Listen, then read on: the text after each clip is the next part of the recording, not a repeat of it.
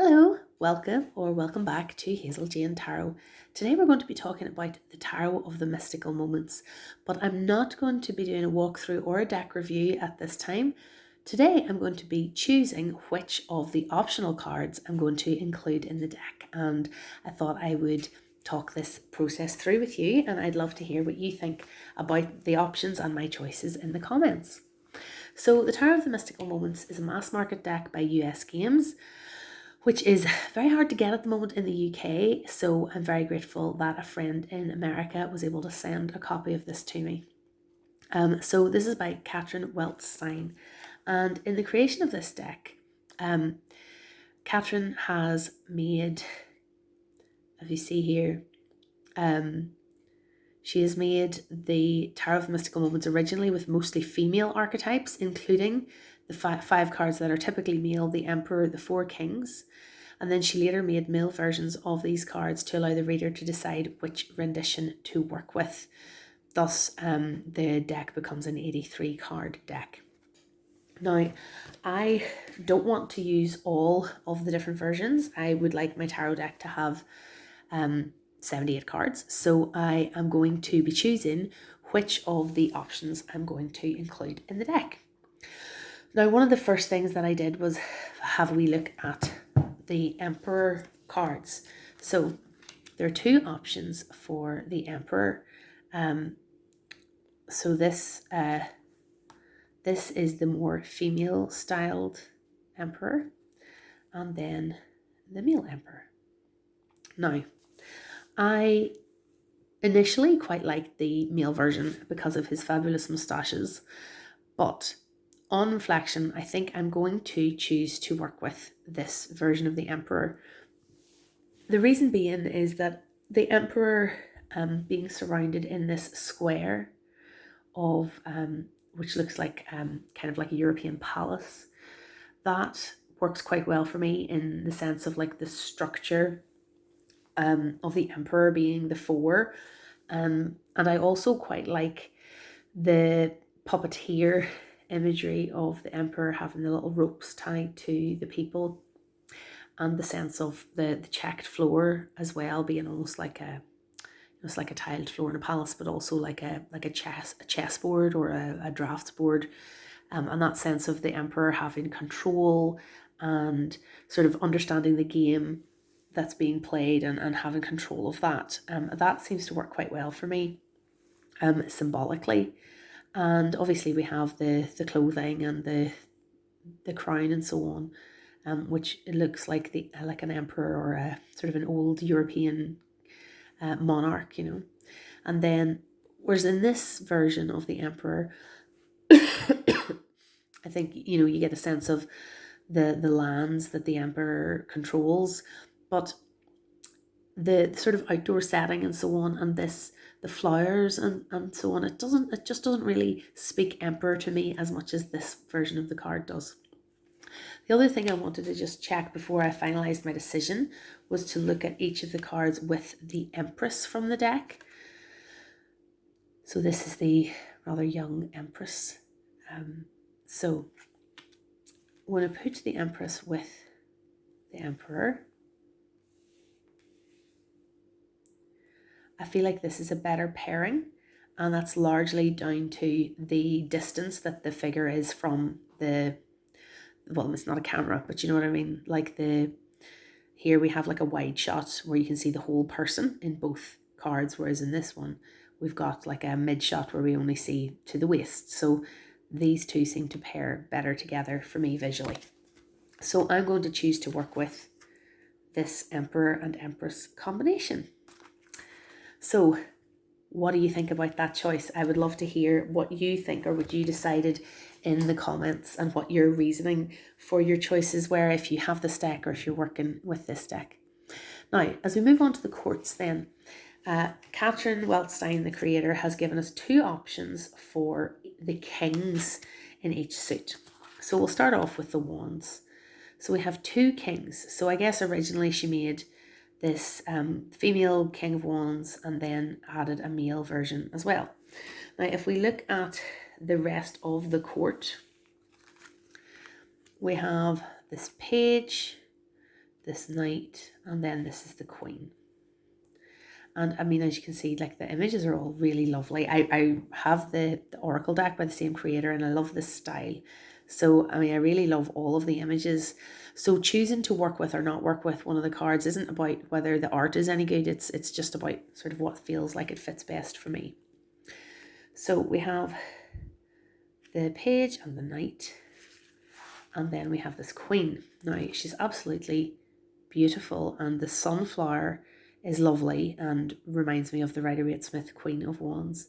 However, she is quite small and far away, you know, from, like, she doesn't dominate the image.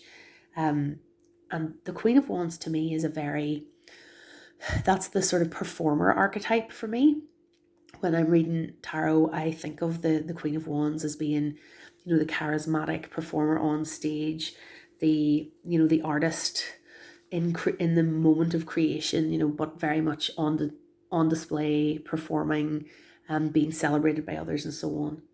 And this queen, while she is very beautiful, the side-on glance, there's kind of a bashful quality to her, which, you know, I could perfectly well work with if there were no other options. However, we have these other cards. And this King of Wands card is much more Queen of Wands for me. The way she's gazing straight at the camera, or, you know, straight at the viewer. She dominates the image, and there's like the sparks coming out of the end of her scepter. And the red, I love the color. So she seems very Queen of Wands to me, actually, rather than King necessarily.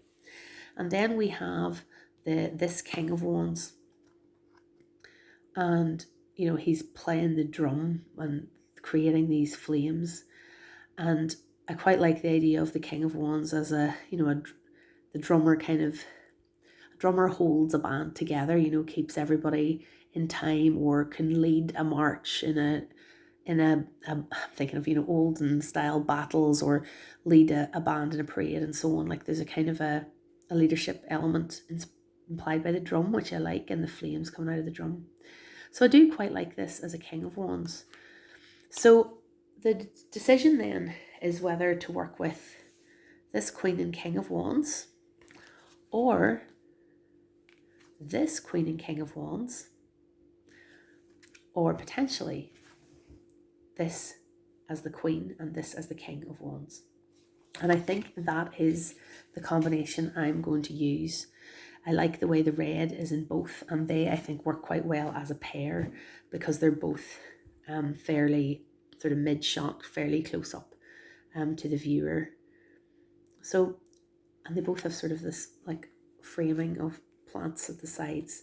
So I think they work quite well as a pair. And I'm going to use this as the Queen. The problem is, of course, going to be that it doesn't say Queen of Wands, but I'm sure I'll remember that that's what I'm doing with that. And just finally, to have a look at how they look as a group. The red sort of coming through from the page into the Queen and the King. I think that works quite well as well. So I'm happy with that as my Wands court. And then let's have a look at the swords.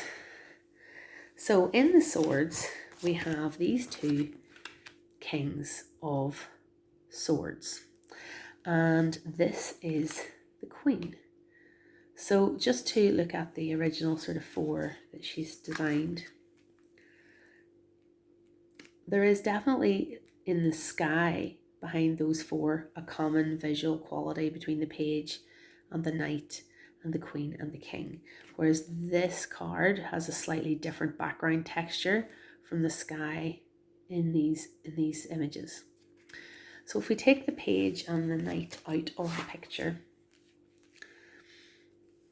and we just have a look at the Queen, the King, and the other King,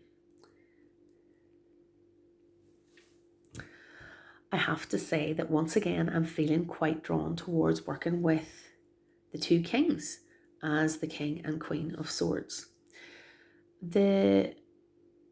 Again, it's how far away maybe from the viewer the Queen is in this image. I feel like the bird house with all the little birds coming out is more dominant than she is herself. And the fact that she has a telescope does speak to the idea of, you know, the Queen of Swords being able to see clearly, maybe see through you, see through your bullshit, you know, be able to get to the truth. And there's an airy quality to the balloon and so on. So it's fine, it's lovely, but I have these other choices. And this Queen of Swords seems more powerful than the other. Well, of course, she's supposed to be the king, but you know what I mean? I like the colour, I like the dress, I like the needle. So I do quite like this image. And again, I like this King of Swords. It's a lovely image. I like the patterning.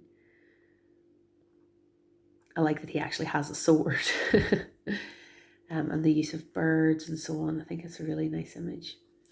So these two would potentially go quite well together because of the birds recurring in the two.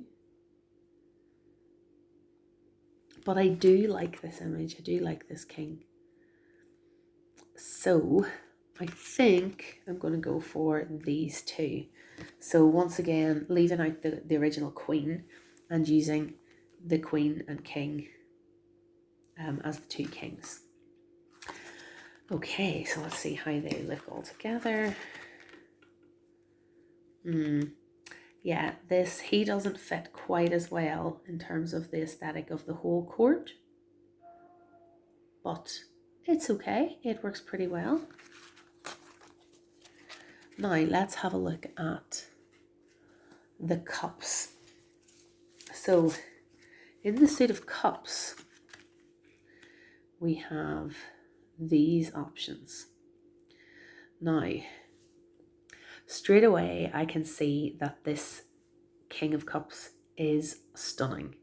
This is one of my favorite images in the whole deck, and I'll really want to work with this card if I can, if I can make it work, because I mean, the way her dress is, the rocks, the ocean, the boat sailing, but you know, and underneath, and the ocean, the boat in her hand, and oh, it's fabulous and very powerful, like a really powerful looking character. So the first thing I'm struck with is that there is a very common visual between these two cards. So if I wanted to do what I did with the other two suits and use the two kings as the queen and the king, I don't think that's going to work quite so well here, because both of these characters are holding a ship, and that means that sort of the visual language is the same or very similar between the two. And that sense of the King of Cups being sort of grounded and stable and, you know, holding you up out of the emotion, like in the middle of all the storms and tempests, whether here it's shown as inside, here it's shown as outside, that the King of Cups can be stable in the midst of, you know, emotional turmoil and so on, and, you know, can hold up your little ship, for example. That same sort of language is in both, which makes sense because these are both the artist illustrating the same concept twice, essentially.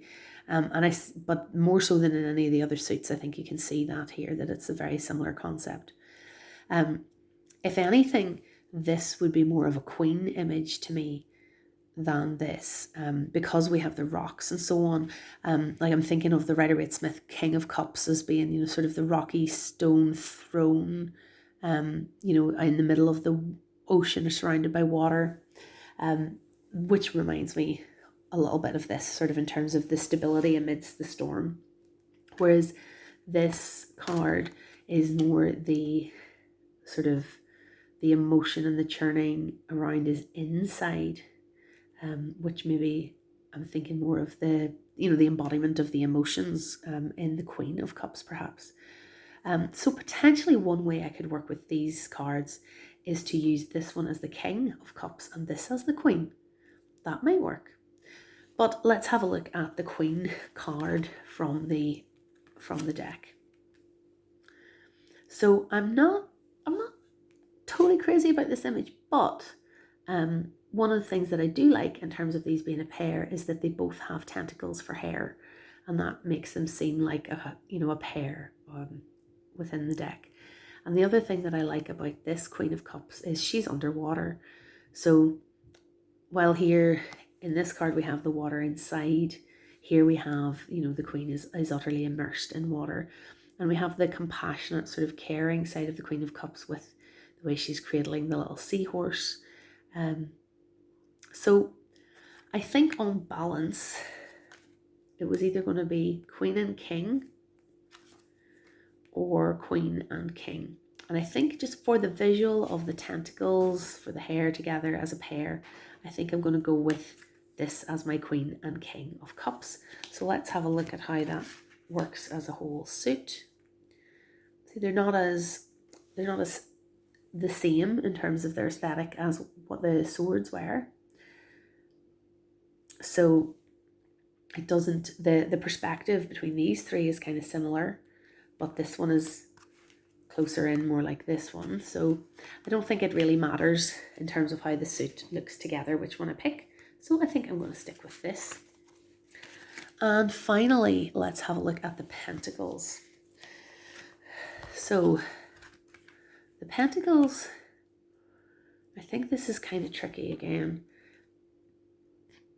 So looking at the Kings just on their own, I think the thing that's maybe driving my decision here is just this King of Pentacles. Like, he's so far away. He's tiny, teeny tiny. And he's balanced rather precariously up there. And we have a lot of similar images, with the coins here. The coins are part of the heart of the flowers. And the King of Pentacles themselves is like a piggy bank. So the coin is maybe going in, is being put in for safekeeping, for example. So this idea of a person who's able to husband their resources well, to plan and save and has abundant resource, I think is very clear in this picture. Maybe less so in this picture, the way the coins are sort of attached to the stag's antlers. I don't know, I'm maybe just not so super keen on this image. The Queen of Pentacles here is beautiful. I love the flowers, the tulips, and how the leaves and all just form part of her dress, and her hair is, the ferns or her headdress. It's just really, really lovely. So this, I think, of all of the three cards, this is my favorite in the Pentacles court. So this is the one I would definitely want to use out of the three. So it's definitely this Queen, and then the decision is which King. And I think it would probably going to have to be this one. Although visually, I think those two, just in terms of the colours with the browns and the yellows, the gold, sort of darker colours, the colours go quite nicely with those two. But just in terms of the imagery of the card on its own, I feel like I can read this image better than I can read this image. So just to check then, the Pentacles as a full suit, again, we can see there's not a huge commonality aesthetically between the four cards. So that works fine. So what I have decided now in the end for my which cards of the optional cards, so I've gone for the female Emperor. I have gone for the two Kings for my Queen and King in the Wands. I have gone for the two Kings for my King and Queen in the Swords. And then I have gone for the female Queen and King in the Cups and the female Queen and King in the Pentacles. So overall, yes, it does leave the deck a little bit unbalanced in terms of male figures and female figures. I did actually have a look through the minor arcana just prior to making this video. I'm still just getting to know the deck. I haven't even shuffled it yet, but I wanted to check were there other male depictions in the minor arcana overall, because if, for example, the entire rest of the deck was female, I might have just chosen to stick with the all female characters just to harmonize the whole deck. Now, the major arcana are all females as far as I can tell, but within the minor arcana there are a few, only a few, but there are a few more masculine depictions within the minor arcana. And so that made me feel more comfortable with, not comfortable, who's checking, but that made me feel like it would harmonize perfectly well with the rest of the deck to have some masculine depictions within the court. So, there's not many obviously masculine cards within the deck, but it's not strictly an all-female deck when you look at the minor arcana. So I think it works out fine to have a few more masculine depictions within the court and a few more feminine depictions as well. So those are my choices. I will be working with the deck now for a while to see how it reads, and I'll come back in the future with a proper review of the deck, and I'll let you know how these choices have worked out, and if I have changed my mind and decided to bring back in any of the cards that today I have left out. These are beautiful. And this one in particular is just a lovely, lovely image, just for its own merit. So I might find somewhere to sit this up so I can still see it, even though I'm not using it.